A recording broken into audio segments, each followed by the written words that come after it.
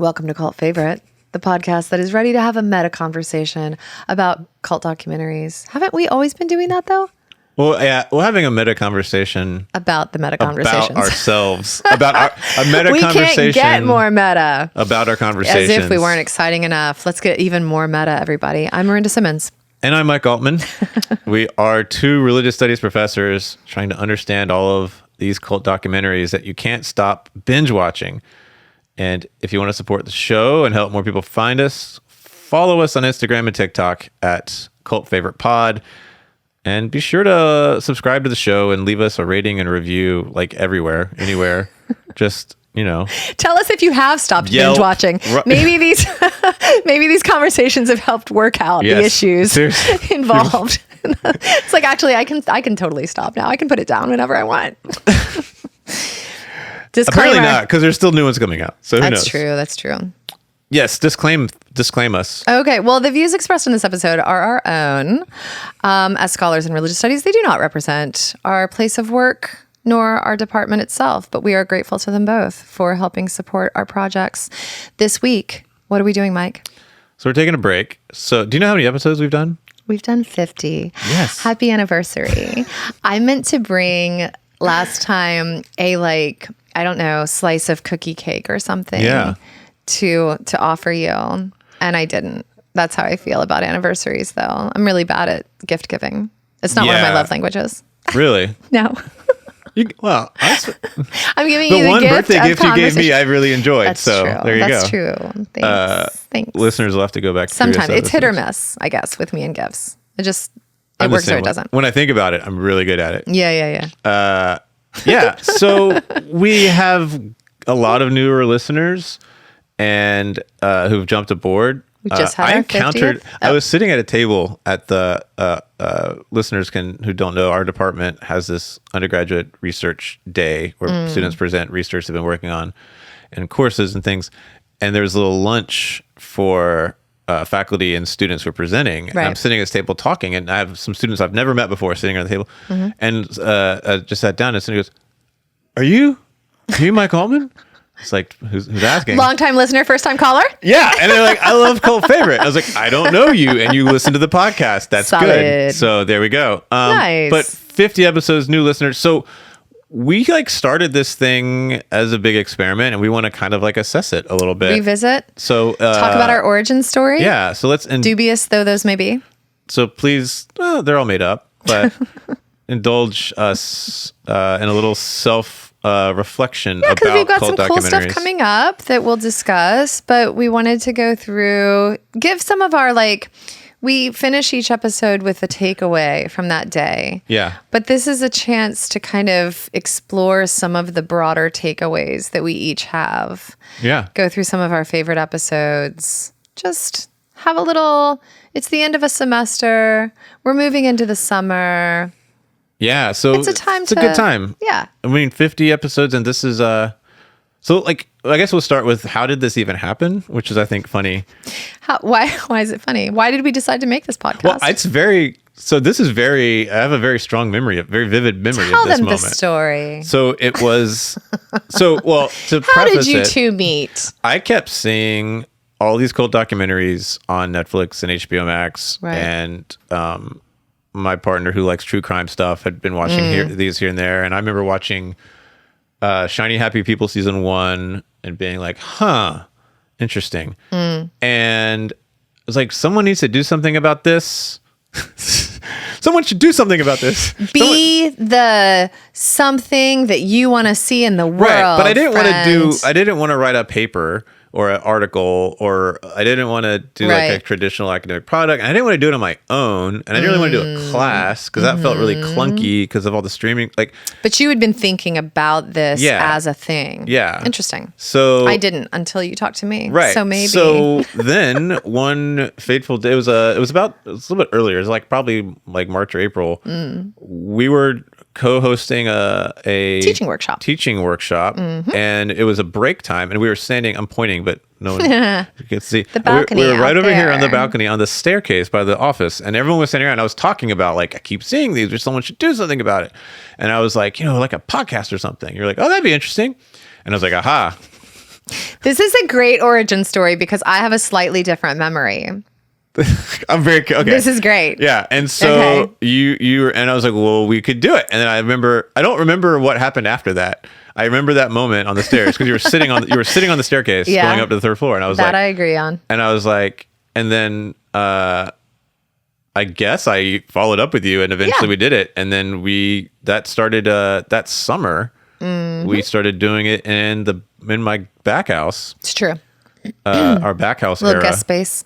And and it's been and the rest was podcasting history. Yeah. So what I remember is that it was, yes, lunchtime, break time, where we're making like diplomatic academo talk with people who are also on break for lunch. And it was kind of what are you watching these days? What are you watching these days? Yeah. And it turned out that we had both seen a lot of these documentaries. And then I guess because you had been thinking about it, you said, like, there's something to do there. Yeah. But for me, like, I'm a compulsive documentary watcher. They're always in the background for me. Like if I'm cooking or cleaning, I'll just kind of like walk around with an iPad. Like it's weird. I think it's because it like helps. I'm kind of half paying attention to it so that my brain can really actually focus on the task at hand. Right. Yeah. I am not super into true crime stuff, but I did find myself watching these cult documentaries for reasons that are, not. They were not entirely clear to me. Yeah. And I'm always down for a chance to get curious about my own behavior. Interesting. It's what I tell my students is really the like object lesson for most of the classes I teach. Yeah. Like it's always about different content. Each class has its own data domain. But really the learning outcome, if you will, is like, what is your own relationship to this data domain? And how can we get curious about what that signals? Yeah. What that tells us about you? How can we reflect on what sorts of things we do in the world and how we think about those things? And so, I want to put my money where my mouth is. That's been one of the do the same work on myself. Well, that's been one of the bonuses of doing this with you is like you said at some point, you want your students to take themselves seriously. Like, I've actually applied that to my classes. Yeah, man. So like the final exam the take home final I'm about to give is all about like a lot of questions about them thinking about their relationship to what we had talked about. So it's interesting. That's been a it's fun what we always bonus. want with scholarship. Like scholars need to be self-reflexive about our own positionality and the kinds of things that we bring into the analysis that we launch into. Because no claim that we make, no topic we explore is ever interesting in a vacuum. It never appears in a vacuum. We are always writing from a positionality. And so what is that positionality? What are the needs and interests that we are serving in writing about whatever it is that we're writing about? And that self-reflexivity, I think, goes a long way in being honest about the fact that like capital O objectivity is not really the joy that we're looking for. Yeah. Like, I don't know that ever exists. Yeah. But what we can do is be clear about what sorts of interests we're serving such that we get super clear and focused about the methodology that we're applying, the kinds of definitions that we're using. Yeah. Interesting. Yeah. So that would have made me really uncomfortable like 5 years ago. Like seriously, like I didn't want to talk about like I was like it was an attempt at self-occlusion, not reflexivity in a lot of ways. Interesting. That's sort of how John Cage approached his compositional practice, remove the ego entirely, try to let chance operations take over. Maybe so I'll that just whatever he made was a journal article that's just 25 pages of blank Word document. Sure. I love John Cage, but I don't know that you ever actually remove the ego completely. Okay. No. Anyway, so where do we start? So, okay, that's our orange. So, okay, I have a game to start with. Yay, I love games. 51 episodes. All right. Well, this is the 51st, right? This is the 51st. Yeah. Okay. 50 episodes. 50 episodes that we're reflecting on. What do you think? I think I prepped you by saying think about our top 3, but I'm going to say top 5 because when I looked at the numbers, it was easier. But what do you think are our top 5 most listened, watched episodes? Ooh, this is a good game. This is interesting because you definitely pay more attention to the numbers than I do as listeners who have tuned in. It's born out of complete insecurity. They know so well that, I'm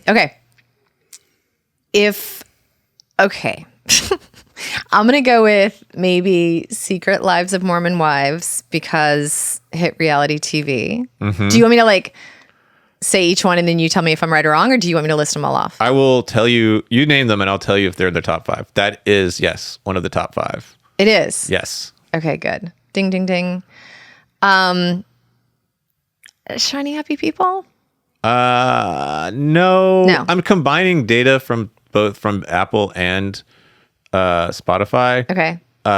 So no, I don't think it's in our top 5. It is on the top 5 on Apple. Okay. But not on Spotify. So. Okay. So what's my sound effect? We need one of those like a little soundboard. Okay. So episode. Yes, we'll talk about the future of the show later, but we should definitely add a soundboard. Ooh, we need a gadgets? soundboard. I disagree. That's so AM radio. I'm not here for it. We're going to redo the new podcast will now be production notes. Morning Zoo Crew style. Nope. So my third, I'm think maybe the Scientology one. The Going Clear, Clear Church of Scientology. No? Everybody, like when I talk to students about cults or like that idea, one of the frequent questions is Scientology a cult? Yes. And so I would have thought that Scientology was one of them. Okay. One of 3. Well, maybe we just didn't do a good job. Okay. So I do think though that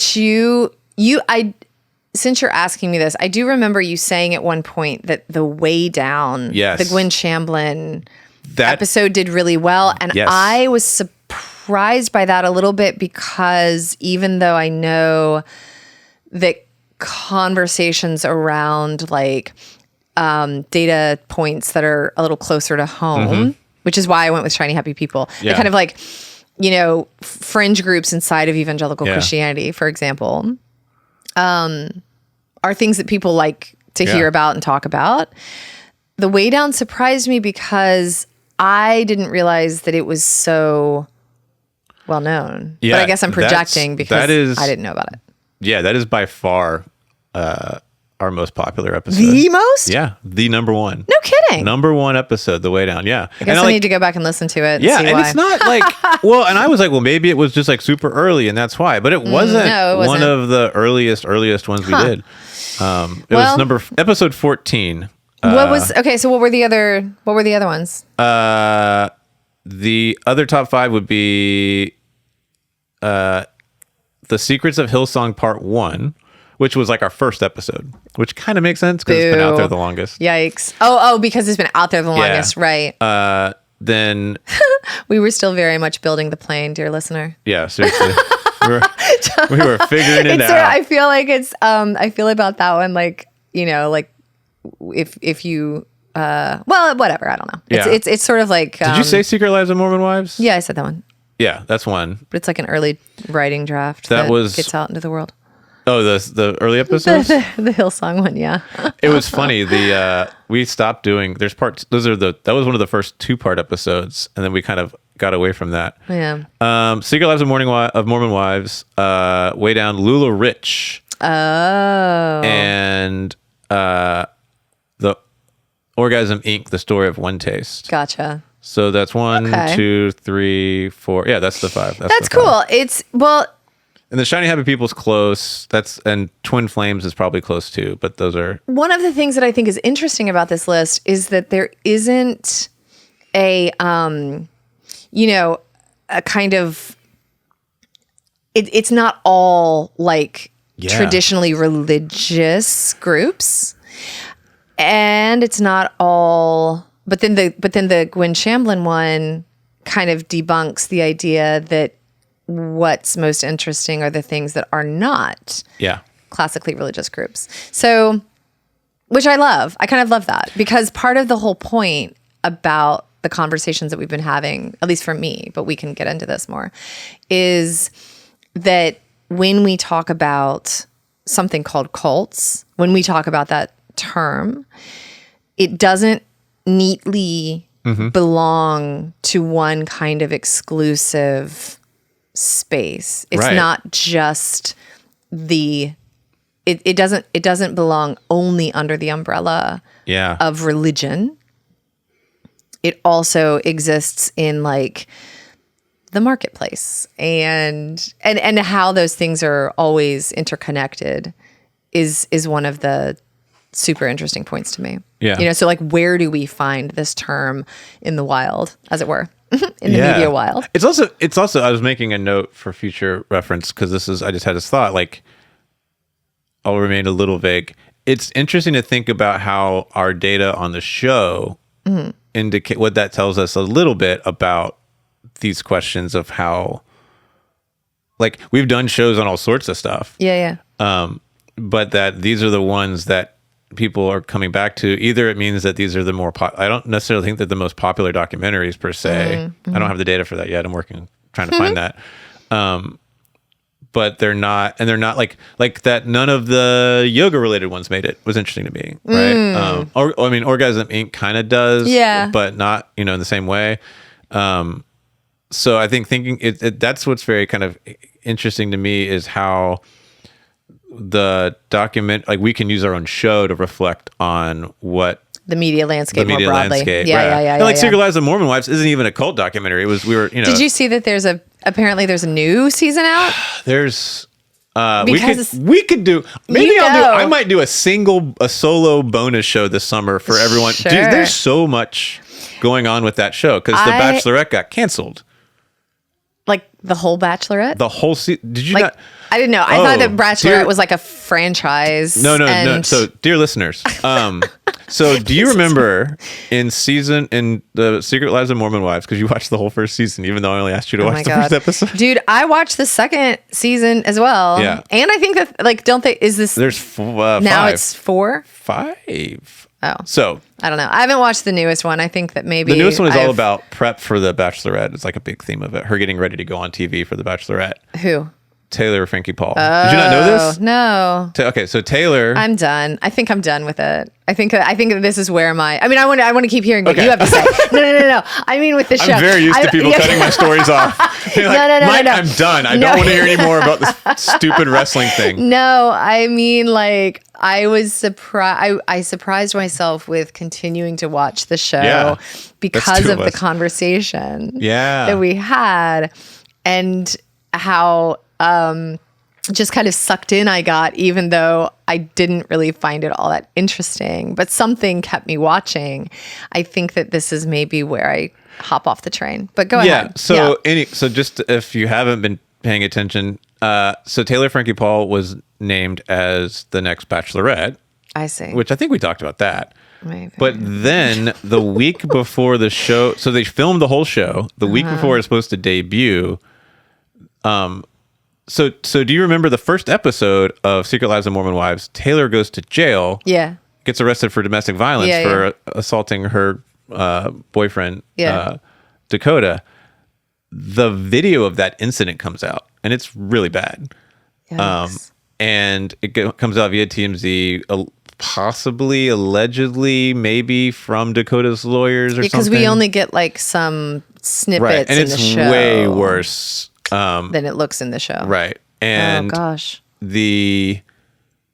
That prompts an outrage, and everyone's saying to ABC, y'all, everyone knew about this. Like, this is not like this happened in 2023, but everyone knew about this. Okay. ABC looks really stupid.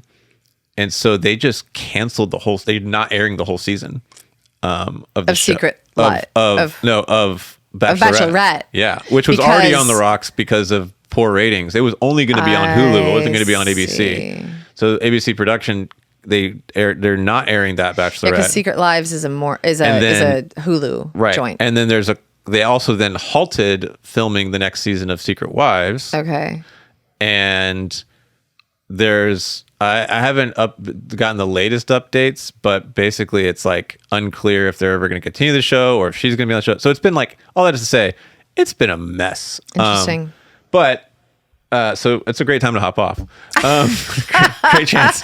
Never been more proud of a decision. But I think it is interesting. Like, way to go. That was our kind of top 5 in terms of listening. And I don't know. I wonder if that means, is it about the documentaries? Is it about people searching up the documentaries and stumbling upon stuff? Sure. But clearly, I mean, Gwen Shamblin. It's definitely not about my savvy use of hashtags. I know that. Could be.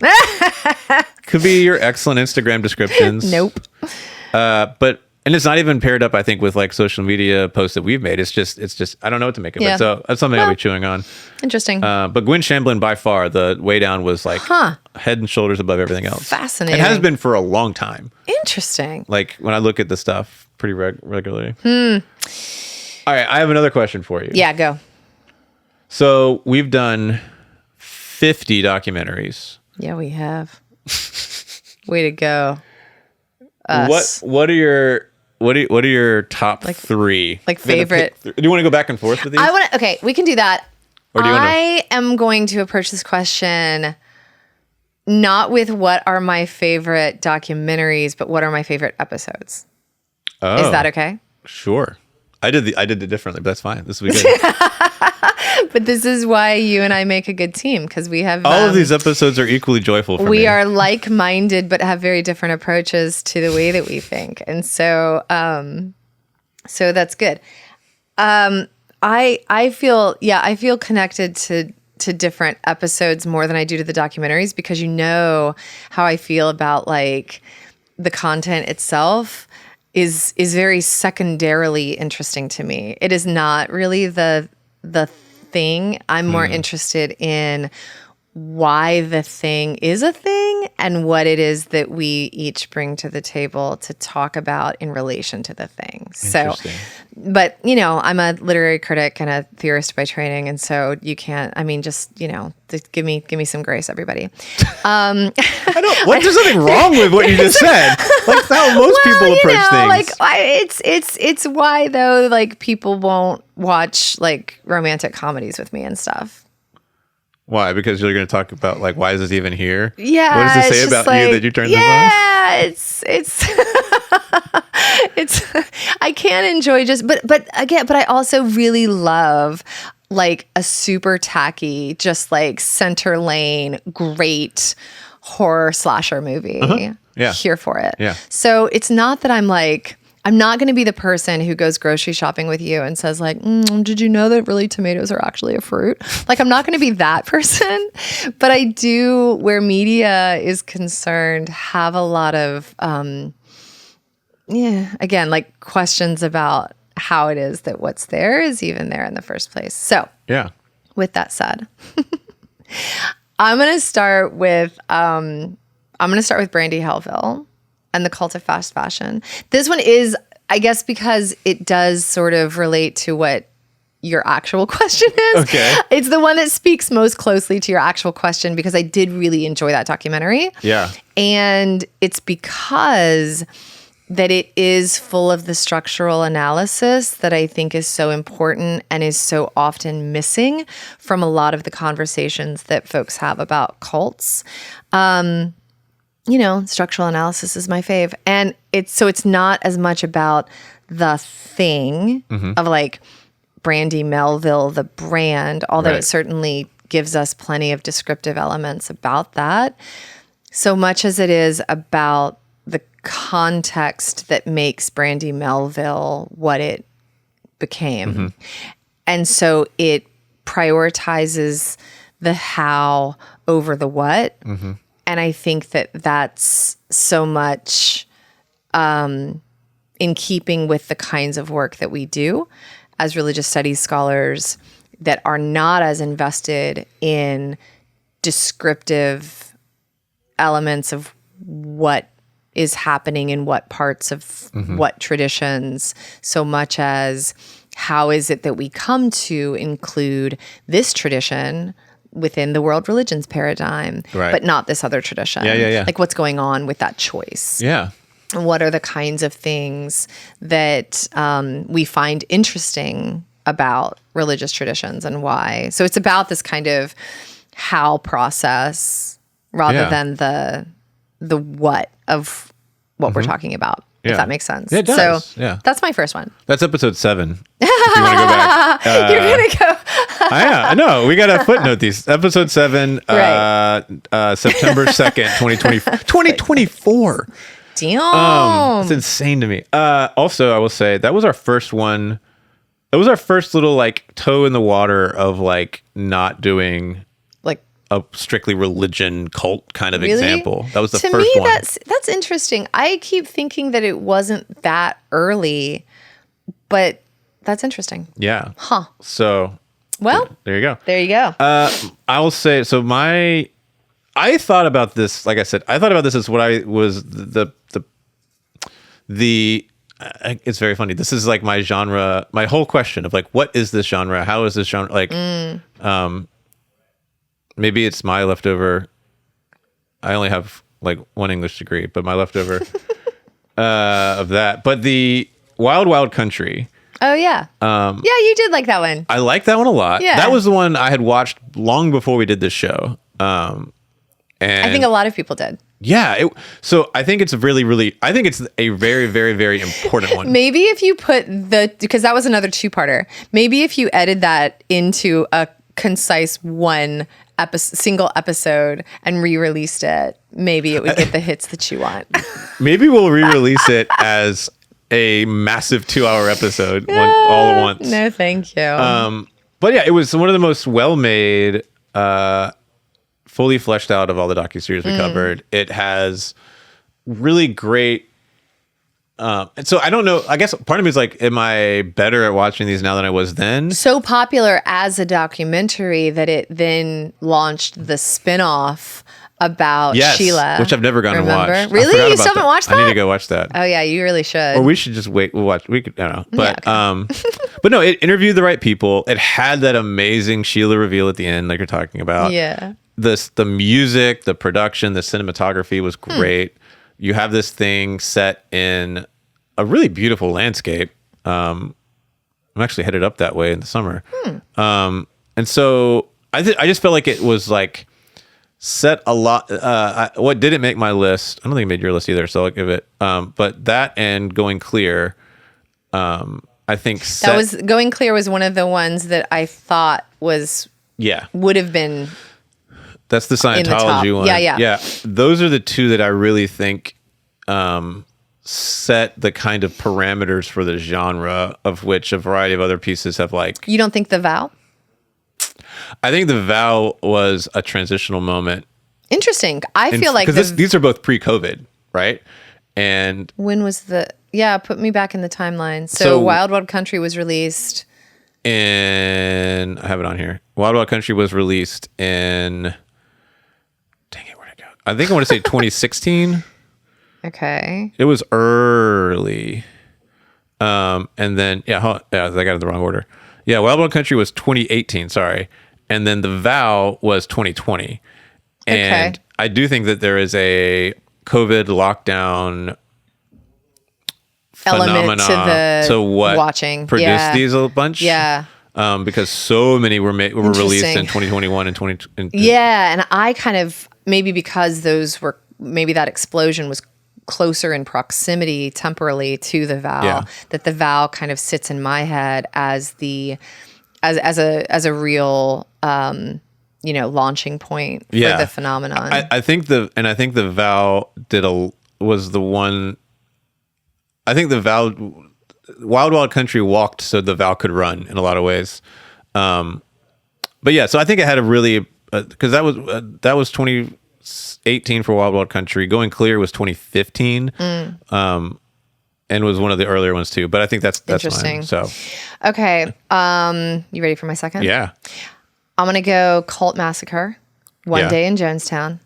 Okay. And the reason that I love that episode is because it was the day that I got to tell you that nothing would be okay. I got so mad about that documentary. I remember this. I know. This was another Backhouse episode. And so it landed for me as a really, because, we have our notes and we have our template and we write stuff down. And so we have a sense of where each other is when we come to one of these conversations. But we don't know what we're going to say. Like, this is a conversation that's happening in real time. And so I think it's a good example of scholars doing that work of knowledge production, because the way that our different perspectives on that, like, that was the first one that we came to with radically different relationships to the film. Yeah. I kind of loved it, and you really hated it. And I'm forgetting even offhand what it was. It was something to do with, like, you wanted more context about how Jim Jones became who he was. It was the first example of an ongoing argument I have about why do we leave the bad man a scary bad man and not explain them. Well, right. But then for me, which we'll get into later, I think, maybe. For me, it's like, I don't want any of the origin story of the, like, bad man, because it further stacks up typically his exceptionalism in some kind of way. It gives some sort of, like, fodder to the idea that this is a villain who would, we know how the Joker became the Joker because he fell into the vat of acid or whatever. Yeah. And it's like, well, or maybe this is just a dude with an axe to grind and has sociopathic tendencies. But I really enjoyed that conversation because it was an example of the ways that scholarly work is full of its own surprises and how it's an inevitably collaborative exercise, that we have our brains and our perspectives and our approaches, but that there are consequences to ideas. And as we get access to different ideas, it changes our own ideas. And then that creates a kind of chain reaction. So it just went into a place that I definitely did not expect it to go. Yeah. And that was really fun for me. Oh, yeah. So that was episode 6, the one Cult Massacre One Day in Jonestown. It's funny. I put these, like, I'm thinking of these, as I didn't go back to look at, to make sure that I would have like a, yeah. I don't know. I am, I'm surprised that the ones that are sticking out to me are so early. Yeah, they seem very because you had 7 with. They seem very contemporary in my brain, but anyway, time's weird. Time's a flat circle. Exactly. I was about to say that. Okay, so that's episode, and then I think I did say this Wild Wild Country or episode 8 and 9. So there you go, 6, 7, 8, 9 already. Interesting. That is interesting. That is my second one. Holy Hell. Super early. I think predates, in some ways, is not part of. Interesting. Is not part of the thing that we're talking about. Like, I can see this the similarities across, Wild Wild Country and like The Way Down and The Vow. This one was just kind of a little bit different, and I like that about it. Because of Will Allen, the filmmaker's perspective as being the documentarian of the group. And then just sort of like The Vow, but he didn't make the documentary, but he was very involved. Who? Mark Vicente. Yeah. Well, yeah. Anyway, go ahead. Mark Vicente shaped the approach. Why do I think Will Allen's more genuine than Mark Vicente? I don't know, and as will come as a surprise to no one who's listened to any other episode, I don't know that I care about whether or not the person is genuine. Like I wonder why you care. I wonder why it is that you're interested in locating. I don't care if it's genuine or not. I don't want to feel like I'm being like manipulated. Okay.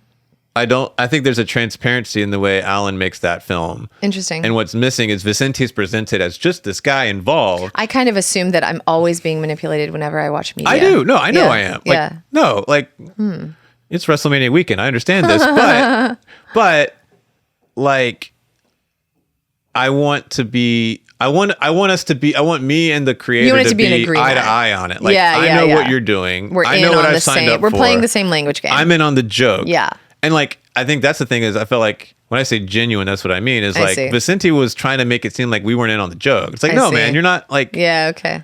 that's what it is. Gotcha. That's interesting. I remember not loving Holy Hell. Like I was didn't like not the excited to end. talk about it. Really? Yeah, I wasn't. And I didn't like the end of it, but I Should go liked back to it. But and it still Anyway. focused on the cult leader and built the story around Michelle the Guru. But Yeah. I just think also stylistically it was very different. It had really good music. Remember that? So I do remember feeling very tender about the relationships that were forged Yeah. from like among the members of the group. Yeah. And the relationships that remain to this day. Yeah. That was one of the first that really established that as a it did. as a focal point. Yeah. It was episode 13. If anyone wants to go Interesting. back and find it, October of 24. All right, what do you have? And then Your last one. well, this is I have kind of an either or, but it's for the same reason, and so I'm just either Jerry Springer, which I decidedly was also not excited to talk about, or Woodstock 99, Yeah. because both of those were a total nostalgia bomb, albeit a dubious one. But in as much as I said I was always down to kind of be curious about my own behavior, or at least I hope I am. It's an aspirational quality Yeah. that I want to have anyway. I thought that these were both nice chances to think critically and retroactively about some like a big media phenomenon that was happening during my own coming of age. Like both of those, I was very much a teenager. I was very much full of my own, sense of self, but that wasn't yet being super self-aware, critical. Yeah. And so how those both landed for me at the time, and now thinking about that as obviously an unreliable narrator of my own experience, but that is also a person in a very different life phase now who gets to reflect on them differently, Yeah. was a really interesting exercise for me. And so I liked that Yeah. experience, even though I did not love revisiting the experiences themselves. Those were Because I find both of those experiences really horrifying. yeah. In lots of ways. Or both of those phenomena. Yeah. So Jerry Springer was episode 22. And that was I thought that was in the summer. That was not. That was in February of last year. Also, so I actually had the same too. I was trying to decide between. And I See? I picked, oh my God. yeah. Isn't this amazing? This is how the Venn diagram overlaps so beautifully with our conversations, because like you'll ask a question and I'll think of it in a totally different way. Yeah. I'll just talk about my favorite episodes. It's not about the documentaries. Right. We'll have two very different things, but then there's one that like is overlapping Is somehow potentially for different reasons. Who shape-shifty knows? enough. Yeah. Yeah. Well, why were those sticking out for you? So yeah, Woodstock 99, episode 33. That was a summer one. That was July of 25. That's a good. That makes sense that we would do that Yeah. one in the summer. So I went with Woodstock. I landed on Woodstock 99. Yeah. And I thought it was, for similar reasons. It was a chance to revisit the summer after my freshman year of high school and all of that. It was the one that I watched that because I was watching it in the summer. Yeah. My teenage son walked in and watched the last half with me. Oh, that's right. And that was very interesting. And he was like, "What in the world?" Yeah. And of all the non-cult, I'm doing scare quotes if you're listening, only listening. If you're only listening, you should go find our YouTube. of all the non-cult docs we watched, it was the one that was like the most surprising as far as how it fit into the same kind of questions we have. And so that I thought was really interesting. In terms of like groupthink, searching for community, what kinds of things people get into in the name of community. Right. And even the ways it was produced, where you had these sort of central kind of victim, they talked about a lot, came back to. And so I thought, and I figured at some point people would expect me to say the Mr. McMahon one, so I wanted to swerve everybody. Because I actually didn't enjoy that documentary. Is it because that it? Why didn't you enjoy it? Just in a nutshell. Go back and listen to that episode if you want to know why you didn't enjoy it. But like, what was the? It was not. There was too many things that I didn't think were accurate or left unhandled, and I didn't like the way they handled the Janelle Grant lawsuit stuff. I know they had very, very, very little bit of time, but that documentary even now does not age well as we learn more. So, well, what are your takeaways from these experiences in media consumption and conversations thereof? So I think trying to analyze and document a cultural trend in the moment is not something that I usually do in my professional work. Oh, interesting. Like my first two books for both histories, I usually write. I've written some stuff on film, but it's been, it's not like it's stuff that's been out for a while or whatever. So this idea of how do we like make sense of a thing happening right now, and like as we're doing it, like analyzing in real time. And then as we're doing it, more stuff is coming out. Like we did Shiny Happy People season 1, and then season 2 comes out, and then like there's a brand new Netflix doc on the false prophet that we probably won't get to the fall if we do, and it's like that's there and that's getting all this attention. So it's like really the cult doc era, if we want to call it that, is like definitely not over. I kept being afraid it was going to end. But it's definitely not over, and it might be growing. See our last episode on Apple TV Plus. And so there's so many like meta level questions or kind of larger questions about genre, production. Like I want to find out more, because these are not, some of them they will air on cable, but they're mostly watched on streaming. So like we don't have Nielsen ratings for them. So like who's watching these? How popular are they really? How much money do they actually like?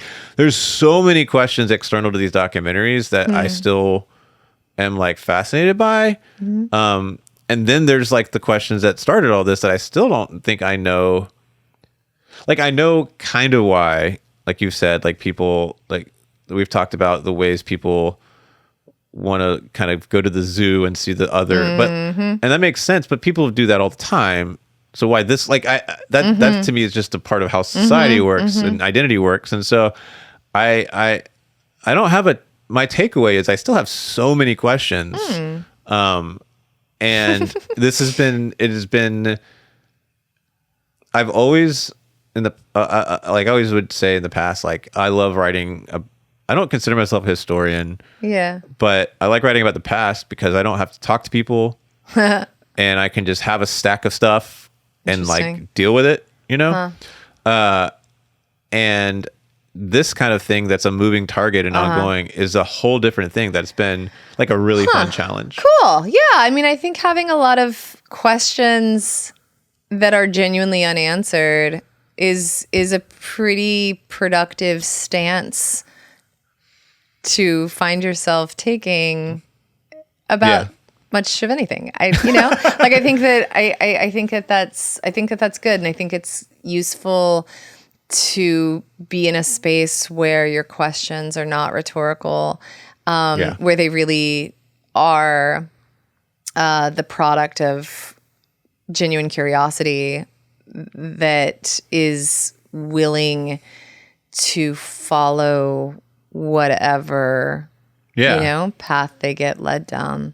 And this medium that you're not necessarily controlling. Right. And this medium allows for that, which I think is why, going back to the origin story, I kept resisting like wanting to do a class, because that feels like I have to have answers beforehand. Like I need to know interesting. I need to know the that's interesting too. I need to know, well, not all of the answers, but I need to know where we're going. Sure. Right? Yeah. Okay.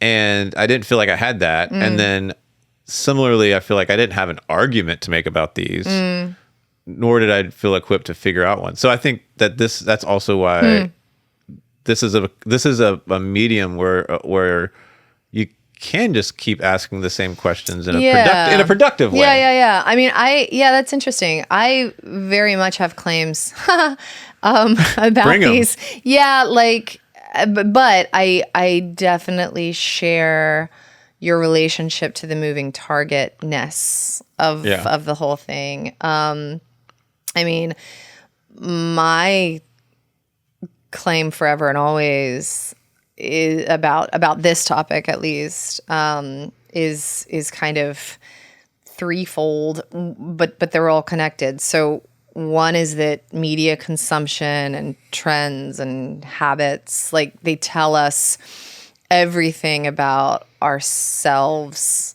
our own anxieties, stresses, desires, needs, like, as a media consuming public, more than they tell us about the content that we're watching. The content that is ostensibly being described is less is less it is less telling about that than I think it is about ourselves and what it I think of, I mean, I'm sure I've brought this up before, but I think of Toni Morrison's claim that the subject of the dream is the dreamer. You know, like, but it's so easy to think that what we're watching is, you know, that we're watching this thing. If we're watching something about Mr. McMahon, we're watching something about Vince McMahon.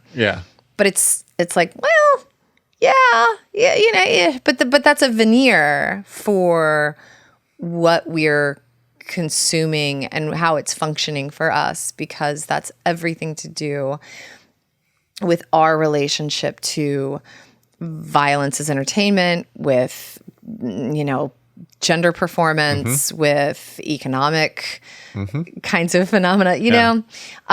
So that's one thing, is that, like, our media consumption tells us about ourselves. So ipso facto, I think we should really pay attention to when we do and don't decide to call what phenomena a cult. Because that too is everything to do with ourselves, more than the group that we're identifying in this way or that. And so, you know, if we are willing to call fast fashion a cult, but we are unwilling to call, you know, take your pick, like Chick-fil-A. Well, or you talked about the Duggars, Shiny Happy People, that was one of the examples of a religious group very much in this cinematic vein, but that never used the word cult. Right. At least not in a production sense. You know, some of the insiders, some of the people that were critiquing the group from the inside, like former members, whatever, they would use that term a little bit. But there are, so there is this kind of interesting interrelationship or I don't know, just variations on a theme where there are groups that are about religious exploitation or religious groups where exploitation happens, that are called cult in a pretty, like, get center lane kind of way. Heaven's Gate, the cult of cults. But then there are other groups that have nothing to do with religion, as we understand that term, that get that cult treatment rhetorically. But then there are religious groups where exploitation happens that do not get cult treatment. When do we bring on, but then, you know, the places where, like fast fashion, we're not going to bring a cult expert on to talk about why it is that this is a cult, but we are going to do that with a religious group, but we aren't going to, like, just when those decisions get made. Yeah. And how and why, I think is always really interesting, and it's worth paying attention to, in keeping with that focus and emphasis on trying to get curious about what it is that we're bringing to the table and why we're consuming what we're consuming.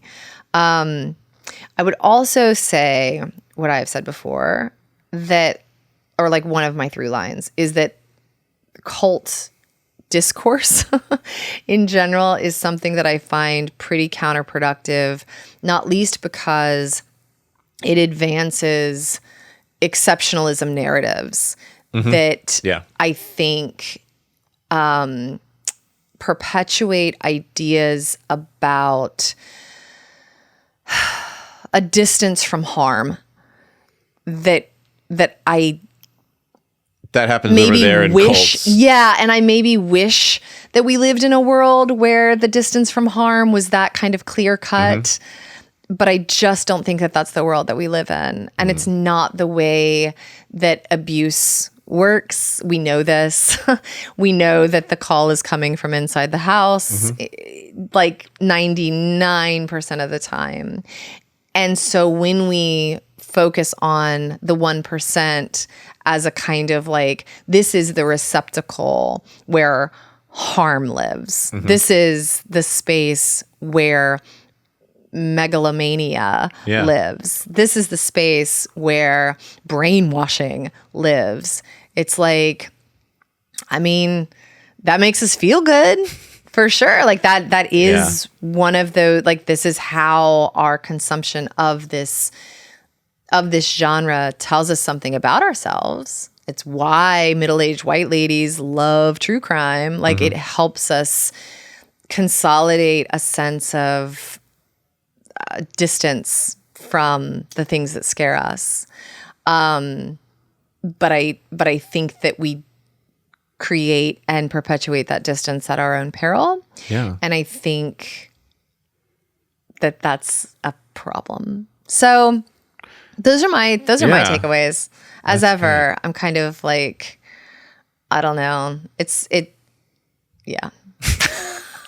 No, I think as ever, I'm here to tell us why things are scarier than they seem. No, I think that's right. I think it's something that we've come back to a lot. Objects in the mirror are scarier than they appear. It made me think about, like, I almost want to do a timeline of overlapping to see all the different phenomena we've talked about. Yeah. To think about, like, while the satanic panic is happening, and we're blaming these people for, like, all the ways the harm, people are pointing at harm over there at the same time. In these ways. And it's never about, again, that self-awareness that would allow us to understand our own complicity in the structures that are harming people. Fast fashion, for example.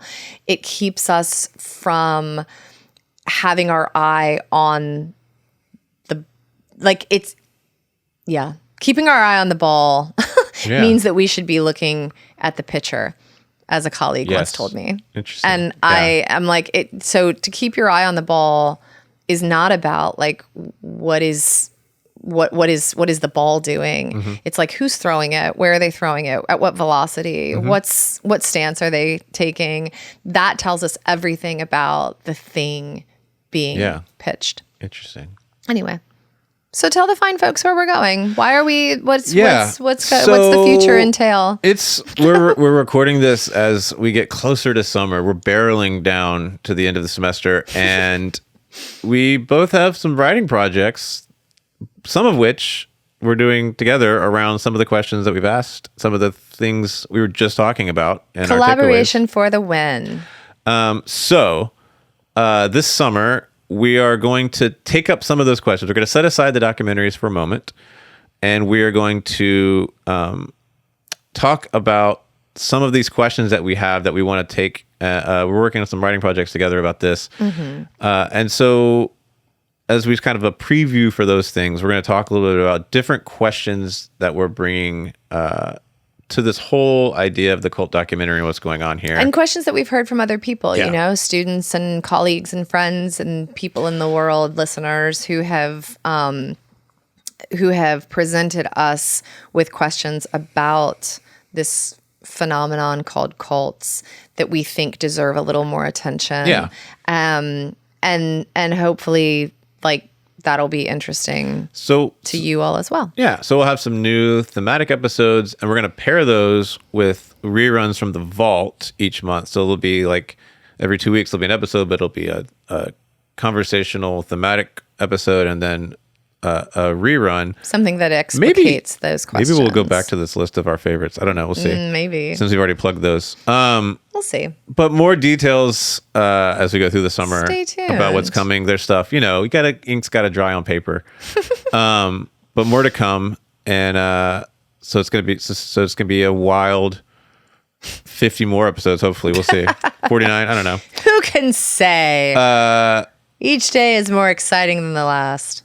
All right, real quick before we wrap, cult favorite. What's your cult favorite? I'm going to go. It's this because we are staring into the summer. The farmers market has fresh flowers back, and so I'm getting fresh flowers from the farmers market every Saturday. Yeah, and I'm really enjoying it because it's a chance to, add some color into the indoors, but also to kind of take care of something that is transient and has a short shelf life, and that's feeling kind of good to me right now. That's awesome. Yeah. My cult favorite. My partner and I each just got new e-bikes. It is the most. I got an e-bike. It has, it's like a commuter style bike, so it has all this great cargo space, but it also has a seat that my Tiny ones can 7-year-old hang out can in. ride on. Nice. And so, because the number one thing that keeps me, I often pick up from school right after work, and I can't ride a bike. My other bike, I couldn't bring her home on, and now I can. Cool. So, and it's just really fun. What color is it? It's black. Yeah. Yeah. It's very sleek. It's right out there. You can see it. Okay. Yeah. So that's my cult favorite. Thanks. Yeah, go ahead. I'm just what? No, I was thinking I like flowers. Is your e-bike green? I don't know. I was having I don't know. When my brothers would build Legos as kids, I would just arrange them all in colors. I wouldn't really build things. I would just sort of but this is, again, I'm a conceptual thinker. I don't know. Go ahead. Functionality. Functionality is not my strong suit. Yeah. But the world needs us all. Pragmatists and concept people alike. If I'm the pragmatist on this ship, we are in trouble. Ruh-roh. But thanks for listening. You're the one paying attention to the numbers and giving us the stats and bringing us the data that allows us to have these meta conversations. That's true. All that is true. We have things to contribute, Michael. Like you, listeners, you contribute so much, and we're very grateful for you. By subscribing to the podcast. Oh my God. And I was just saying we're grateful. Thank you for the contributions. Already. Thank you for the contributions of the Digital Lab and the Department of Religious Studies at the University of Alabama. And we will be back in 2 weeks with an actual show. We're going to start off with a show, right? Yeah. We'll be back in 2 weeks with our first conversation. It's getting hot out there. Go get yourselves a snow cone. Yeah. Ooh, yeah. Is summer snow open yet? Yeah, it is. All right. Go get a snow cone.